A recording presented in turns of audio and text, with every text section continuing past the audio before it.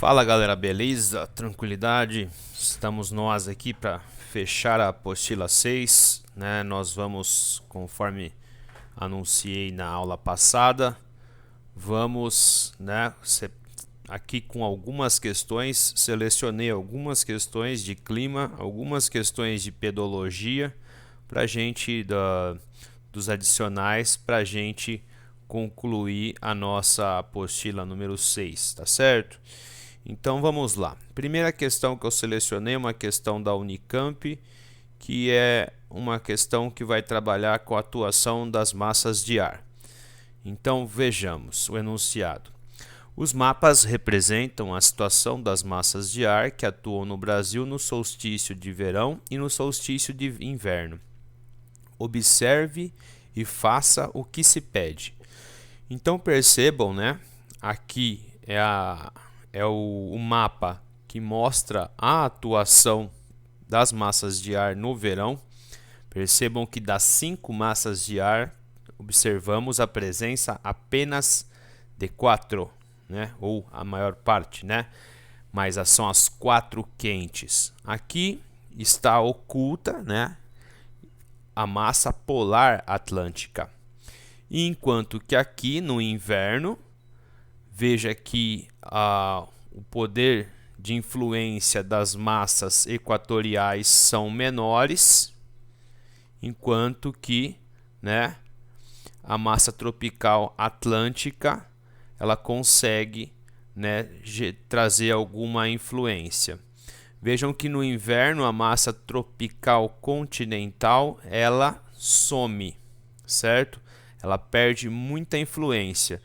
Então a primeira coisa importante aqui que a gente falou na aula, né? O que é o diferencial dessas duas situações? São as estações, verão e inverno, né? Então no verão o hemisfério sul está mais próximo do céu, é contemplado com mais energia, com mais calor, né? A posição está mais frontal, enquanto que no inverno acontece o contrário, né? O hemisfério sul ele está mais distante e obviamente que quanto maior a latitude, né, mais rigoroso será o clima. Então, tipo, Rio Grande do Sul, né, a temperatura vai ser pela latitude a mais baixa. Aí podemos também colocar nessa conta a altitude, certo? Então a estação é uma coisa importante. Então vamos lá. Durante o inverno, por que a massa polar consegue atingir mais facilmente a região amazônica? Então vamos aqui, ó. Então a massa polar atlântica ela surge, né, no Oceano Atlântico, como o nome já diz. E aí por conta da posição, né, da Terra com relação ao Sol, ela tem força para atuar em 3 frentes. Mas o mais estranho é porque que ela atua, né, numa região como a região norte, que é uma região que sempre é calor. Então a explicação mais convincente aqui é de que se forma uma espécie de corredor aqui. Aqui a maior parte do relevo é plano, tirando alguma área no Rio Grande do Sul, Santa Catarina, certo? E Paraná, no sul do Brasil, toda essa região, aqui está o Pantanal, né? Aqui é o sul do Mato Grosso. Então o Pantanal está bem nessa região aqui. Então nós temos muitos rios e temos também uma área plana. Então, como existe, né, relevo de planaltos mais aqui, né, a leste e a cordilheira aqui, então forma uma espécie de corredor. Então, né, a massa consegue, né, como se fosse atuar numa espécie de corredor, chegando até a região norte e trazendo o fenômeno da friagem. Por que a massa tropical continental é atuante apenas no verão? Isso tem relação com a estação, né? Então, por conta do posicionamento da Terra, né, o hemisfério sul ele vai estar mais, né, uma posição mais assim frontal com relação ao Sol.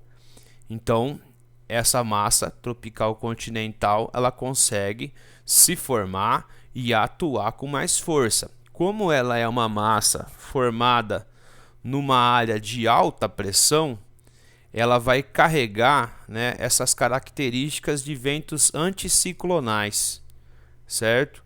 Então, conforme eu disse há pouco, né, quando você vai ter a estação outono, inverno, e aí ela vai enfraquecer a ponto de não conseguir se formar e atuar, né, de acordo com o seu papel, principalmente no verão. Se na zona da Mata Nordestina, por que as chuvas concentram-se no solstício de inverno? Muito bem, aqui nós vamos ter que nos lembrar, né, da explicação da aula. A zona da mata está aqui, nessa região litorânea do Nordeste. Então veja, né, tem a massa polar que consegue chegar até o Nordeste. E aí você tem a massa tropical atlântica e a massa equatorial atlântica. Então há uma colisão de massas distintas, né? Então no inverno, conforme nós falamos, a massa polar consegue reunir força, né? Ela, como o calor é menor, ela consegue, né, reunir forças e atuar até na região Nordeste.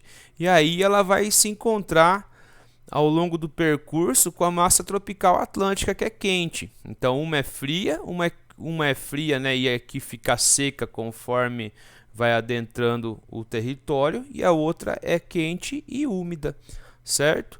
Então por isso, e aí forma-se a chuva frontal. No verão, a massa polar não consegue, né, atuar por conta que ela não consegue reunir forças. Então, ela fica limitada à atuação no inverno. Questão 3. Então, veja que, né, na aula nós falamos uma coisa parecida. Então, nós temos 3 cidades, e essas 3 cidades elas estão na mesma latitude. Só que, né, nós temos a temperatura média de Santos 23, São Paulo 18 e Campos do Jordão 14, né? Então, qual seria a causa fundamental dos dados nela apresentados? Aqui o fator preponderante é a altitude. Quanto mais alto, né, o ar é mais rarefeito. Então, é o ar que retém calor. Então, Santos está a 0 metro, é o lugar mais quente. A coluna de pressão, né, vai estar mais forte em Santos, né? O ar está mais leve aí, então o ar se aquece mais facilmente, enquanto que conforme você vai aumentando a altitude, você vai tendo como consequência a diminuição da temperatura. Então, lembra que nós falamos nas aulas, né? O fator altitude, ele pode minimizar o fator, né, latitude, tá certo? Vamos para a questão 13. Questão 13, aqui. É uma questão bacana porque vai mencionar a Amazônia. O fenômeno dos rios voadores. Rios voadores são cursos de água atmosféricos invisíveis que passam por cima de nossas cabeças, transportando umidade e vapor d'água da bacia amazônica para as outras regiões do Brasil. A floresta amazônica funciona como uma bomba d'água. Ela puxa para dentro do continente umidade evaporada do Oceano Atlântico, que ao seguir terra adentro cai como chuva sobre a floresta. Pela ação da evapotranspiração da floresta, as árvores e o solo devolvem a água da chuva para a atmosfera, na forma de vapor de água, que volta a cair novamente como chuva mais adiante. O projeto Rios Voadores busca entender mais sobre a evapotranspiração da floresta amazônica e a importante contribuição da umidade gerada por ela no regime de chuvas no Brasil. Então é aquela coisa, a floresta, por ser onde se forma essa massa equatorial, né, continental, é uma área de constante baixa pressão. Então ela está atraindo, né? Então lembra dos ventos centrípetos, né, que vão estar atraindo toda essa umidade, esses ventos para um centro. Então atrai-se essa umidade do mar e chove. As árvores vão, né, liberar a umidade a partir de vapor, a umidade em forma de vapor.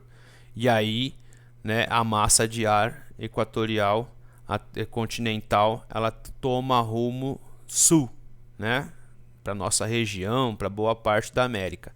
Então, quanto mais florestas, mais evapotranspiração. Quanto menos florestas, menos evapotranspiração. A partir da leitura do texto, é correto afirmar que os recursos naturais são abundantes e o regime fluvial dificilmente será alterado, mesmo com as mudanças climáticas. Parou, né? Está colocando aqui que, né, não há nem a menor hipótese de ter mudanças por conta, né, de alterações na floresta, etc. e tal. Questão B. Não se pode afirmar que a substituição da floresta amazônica por pastagens alterará de alguma forma o clima na América do Sul. Não, existem já pesquisas, como colocou acima, né, que comprovaram o papel da floresta na distribuição de chuva.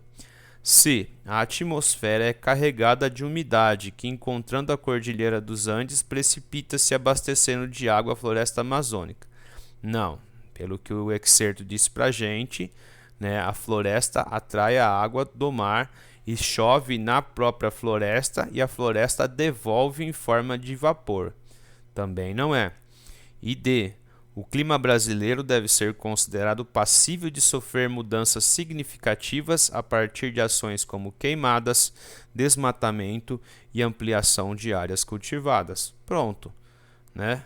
Essa resposta, essa alternativa é a que melhor se encaixa com tudo aquilo que nós falamos. Queimada, desmatamento, área cultivada, vai trazer como impacto o desequilíbrio ecológico. Então a ecologia, né, a floresta amazônica, ela funciona numa espécie de sistema. O que é um sistema? É um conjunto de elementos que interagem. Quando você tira um elemento do sistema, você pode comprometer o funcionamento, né, do todo. Então você vai ter como conclusão o desequilíbrio, tá? Então a E também está errada. Então seriam essas três questões de clima. Vamos para a questão 19. Analise os dois perfis de solo. Veja que o perfil número 1, né, nós temos dois estratos, o A e o R. Então, a parte arável e a rocha-mãe. E aqui no perfil 2, não. Nós temos um solo maduro com vários horizontes, né? O horizonte de solo arável, o subsolo, o regolito, a rocha-mãe. Então, você vai ter, né, várias camadas, né, e naquilo que a gente viu na aula, como um solo que apresenta os seus horizontes bem definidos é um bom solo para o plantio, tá certo? Então, a questão é, identifique qual dos dois perfis é típico do semiárido nordestino brasileiro. Justifique sua resposta com base na noção de intemperismo. Então, o solo do Nordeste brasileiro, ele é um solo raso. E é um solo raso sobretudo porque existe quase ausência de chuvas na região do semiárido. Então, o principal intemperismo que atua na região é o intemperismo físico, por conta do calor. Então, sempre é necessário haver um equilíbrio entre estações de chuva, seca, né? Não significa que um solo que é constantemente, né, úmido ou encharcado vai ser melhor solo. Não. Se fosse assim, a Amazônia seria um solo muito bom. E não é. É necessário você ter um equilíbrio.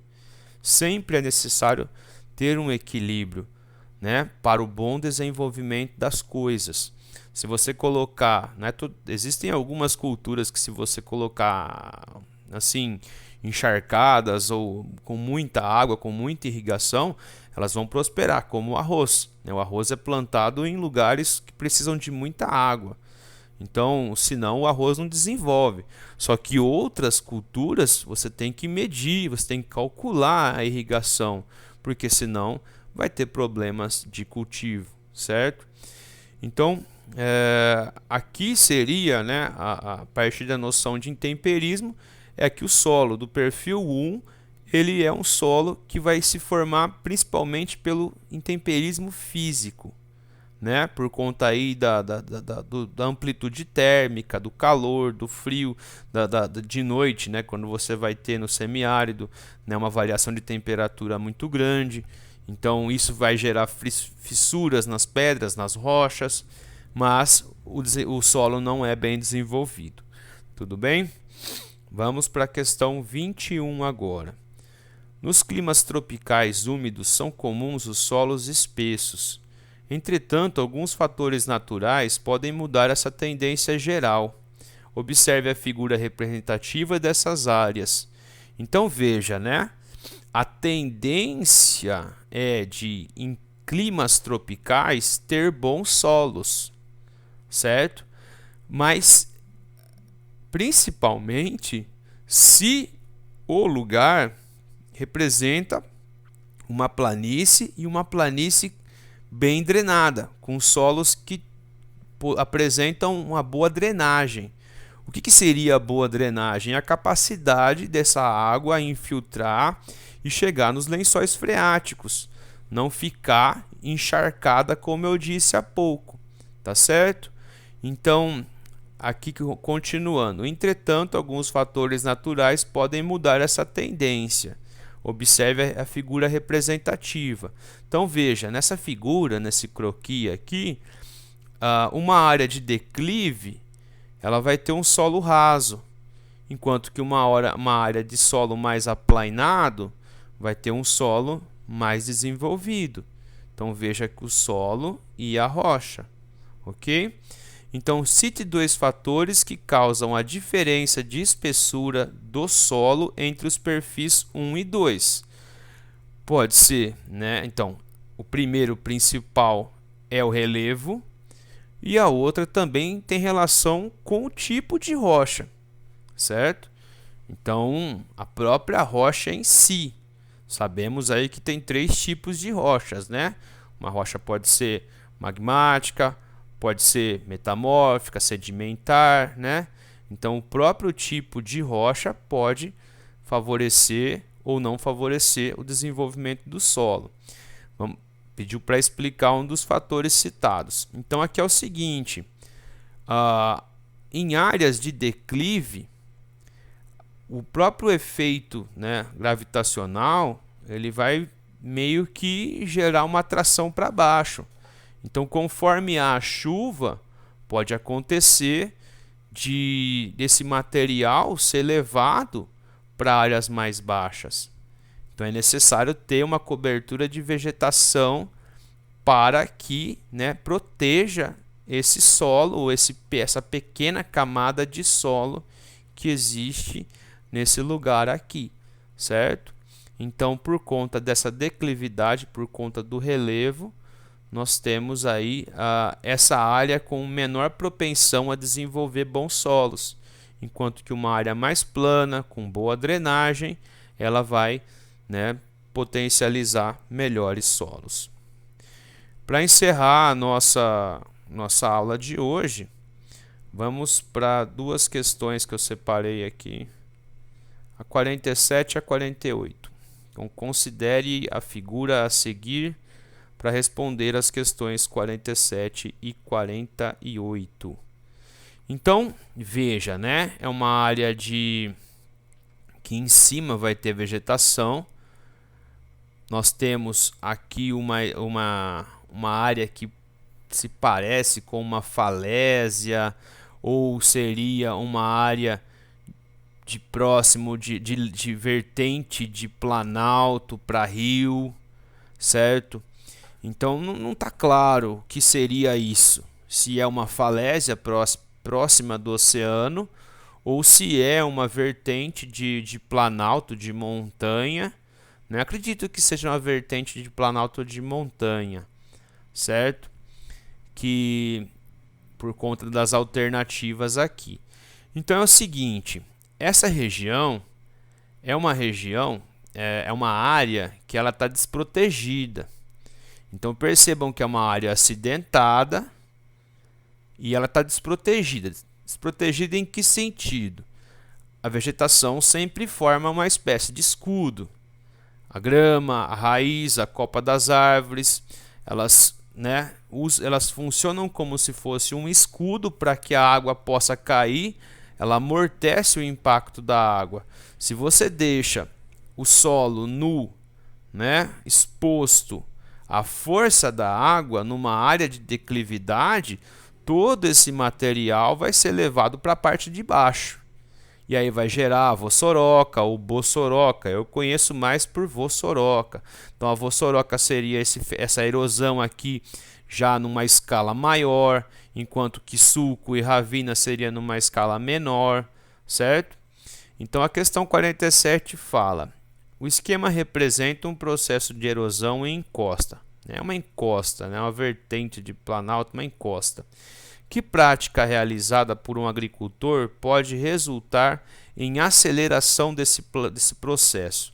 Plantio direto. Eu conheço o plantio direto atualmente, né, principalmente o plantio direto mecanizado. Seria quando você vai ter o cultivo mecanizado, a máquina já corta, por exemplo, como a cana, ela corta a cana e já embute no solo, né, a nova muda. Então seria mais ou menos isso.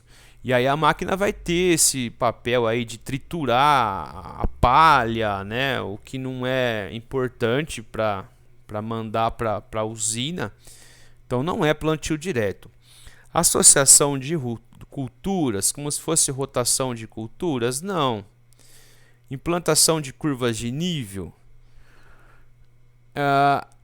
Se fosse para diminuir o processo ou evitar o processo, seria a curva de nível. Mas como ele está pedindo que prática realizada pode resultar em aceleração do processo, então não é curva de nível. Curva de nível ela vai formar como se fosse um muro de contenção. A alternativa D, aração do solo, do topo ao vale. Então seria isso. O que é a aração? Talvez alguns de vocês não sabem o que é isso. Aração é quando quem tem aí sítio, fazenda, a aração é quando o trabalhador rural ele pega aquela grade, ou o carro antigamente era o carro de boi, né? Ele pega o trator, coloca a grade e aí ele vai meio que cortar a terra. Né? Os discos do arado vão abrindo a terra e aí é um processo que antecede, acho que a semeadura. Então isso, se você não tiver numa área de relevo acidentado, se você não tiver curva de nível, você vai fazer com que tudo numa chuva, todo esse material vá para a parte de baixo, certo? Que seria o vale. O vale seria aquele lugar onde você vai ter o rio. O vale seria o conjunto todo, mas representando principalmente o rio. E o terraceamento? O terraceamento seria como a curva de nível. Seria para ele proteger, né, para evitar a perda de solo. Então a questão, né, D. 48. Muitos processos erosivos se encontram nas encostas, principalmente aqueles motivados pela água e pelo vento. No entanto, os reflexos também são sentidos nas áreas de baixada, onde geralmente há ocupação urbana. Um exemplo desses reflexos na vida cotidiana de muitas cidades brasileiras é a maior ocorrência de enchentes, já que os rios assoreados comportam menos águas em seu leito. Pode ser. B, a contaminação da população pelos sedimentos trazidos. Não. O desgaste do solo nas áreas urbanas, causada pela redução do escoamento superficial. Também não. A maior facilidade de captação de água potável para o abastecimento público, já que é maior o efeito do escoamento. Não. E o aumento da incidência de doenças como a amebiase na população urbana. Não. Então essa questão aqui, né, para que encaixa dentro de tudo que nós estamos vendo é isso, né? A maior ocorrência de enchentes, já que os rios assoreados comportam menos água em seu leito. Então, quanto maior é o leito e existindo margem, várzea, né, então o rio tem a capacidade de acumular essa água. Se você retira a várzea, se esse leito está cheio de sedimentos, a capacidade dele de acomodar água é menor. Então, logo, nós vamos ter mais enchentes. Tá certo, galera? Encerramos aqui. Se vocês tiverem mais dúvidas sobre essas questões, podem enviar mensagens para mim, né? Podem enviar no Class App, podem enviar pelo WhatsApp, certo? O colégio prefere que se usa o Class App, mas estamos aí, beleza? Abração para vocês.